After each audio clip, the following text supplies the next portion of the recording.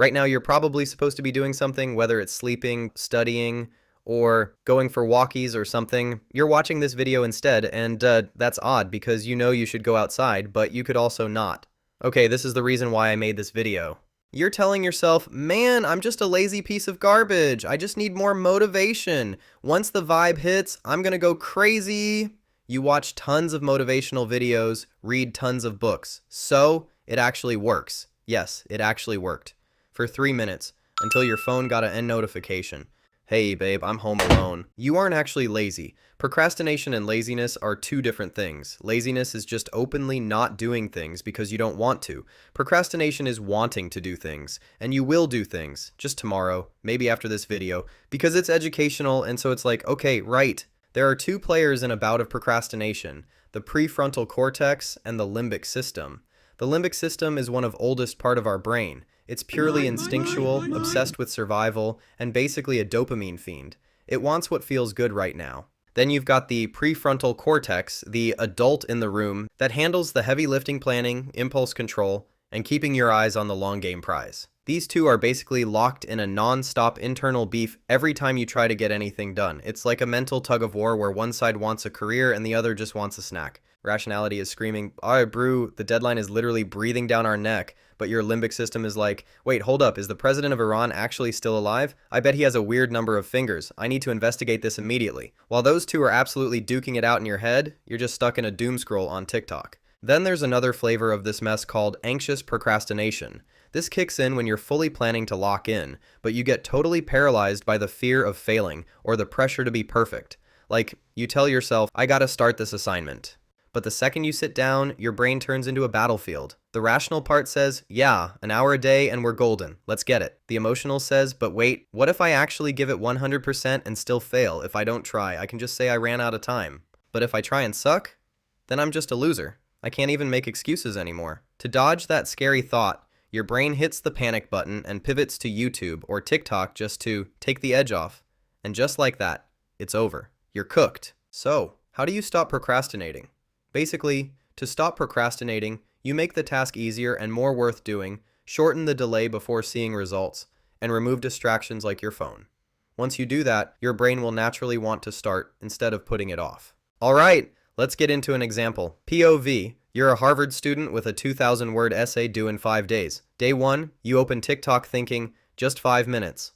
Yeah, that's 2 hours gone. You go, I'll start tomorrow, I've got time. Day 2, same energy. Tomorrow I will handle it.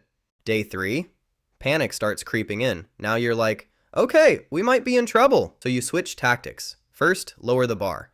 Forget 2,000 words. That's not your problem anymore. You're just writing the intro. Bare minimum, survival mode. Second, romanticize the outcome. If I do well, my GPA goes up, I pass, I graduate, then boom. I land a job at Google, make bank, start a company, and personally humble Elon Musk. Third, create fake pressure. 2 days for the draft, no excuses. Finally, remove distractions. You go to Starbucks, throw your phone in your bag like it betrayed you, and sit down. Now there's nothing left to do, except start. According to mood regulation perspective theory, our brain have modeled that prioritizing current mood. This is why procrastination feels like a quick emotional reward. It gives you that temporary sense of relief, like, okay, I can breathe now. But over time, it can get kind of addictive, and before you know it, it turns into chronic procrastination. But yeah, that relief isn't real. You're just passing all that stress to your future self, who now has less time, more pressure, and a lot more self-blame. Now I know what it sounds like, stupid, but time and time again, implementation intention proves to be effective. You're essentially pre-deciding. You're taking out that middle part where you weigh whether doing the work right now is worth it or not, because you already decided beforehand it is. But you need to be very specific about this. I promise if you do exactly what I say here, you will procrastinate less. Instead of avoiding or judging yourself for feeling bad while procrastinating, try just noticing it and accepting it. You can literally tell yourself things like, I've been procrastinating and I don't like it. It just makes everything feel stuck and slows all my work down. This helps calm the amygdala, the part of your brain that triggers fear. But hey, don't beat yourself up over it. This is a normal thing, and trust me, this is totally normal. And honestly, a lot of people deal with it, including me. You can say to yourself, a lot of people go through this, or procrastination is just one of those things everyone has to deal with. Finally, please, be kind to yourself just like you'd be there for a close friend going through a tough time. A key part of pacifying behaviors is that Putting a hand on your chest, giving yourself a gentle hug, or resting your hand on your cheek, these small gestures can help activate your body's calming system. Then ask yourself, what do I need to hear right now to be a little kinder to myself? And answer with things like, I hope I can be more patient with myself, or I hope I can accept myself as I am right now. Remember that you don't have to be perfect in everyone else's eyes. You just need to be a slightly better version of yourself each day.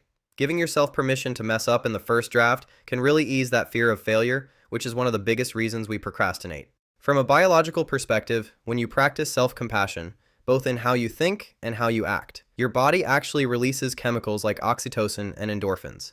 These help lower cortisol, which is your stress hormone, and make you feel safer and more at ease. And in that calmer state, your prefrontal cortex, the part of your brain responsible for planning and decision-making, can come back online. That's what helps you take the next steps in a more rational way instead of avoiding things out of fear. Set up your environment that actually pushes you to work. Put what you need in front of you, remove distractions, turn off notifications, create a WOOP goal framework. Identify wish, outcome, obstacle, and plan to get ready to deal with temptations that arise during work. For example, setting a punishment like, if you don't do it, pull your pants down and flick your penis 5 times. Finally, apply the 5-second rule. 1, 2, 3, 4, 5. Subscribe right now. And don't forget to hit like and leave a comment if you find this video helpful.